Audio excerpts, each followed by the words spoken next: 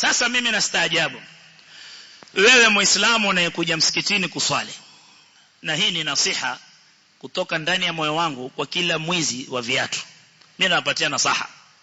Umekuja msikitini umma kama huu waswali, sawa sawa unaiba msikiti huu au unaiba msikiti mji mzima, mimi nakunasihi hivi, umma ukija kuswali, watu wamkuja kuswali, wewe uje uswali, ukitoka utoke na viatu vya wenzako kadhaa uibe uende nazo, utie watu udhia, waudhi watu, uchukize watu.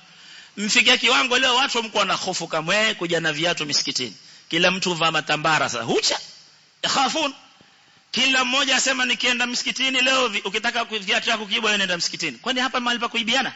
Nasallallahu alafia. Ma yakhafu Allah ama yastahi min Allah.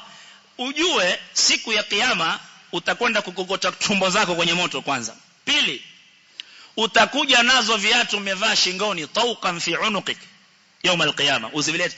Hiyo ni fedheha kiasi gani? Watu wote siku ya kiyama wakuone huyu alikuwa mwizi duniani akiiba viatu. Wa kullu insanin alzamnahu ta'irahu fi unuqi, Allah sema, wa nukhriju lahu yawm alqiyamati kitaban yalqahu manshura. Ta'irahu fi unuqi, utavaa amali zako kwenye shingo, vile viatu ulioiba utaivaa shingoni, uje nayo mbele ya Allah na mbele ya khasimu wako.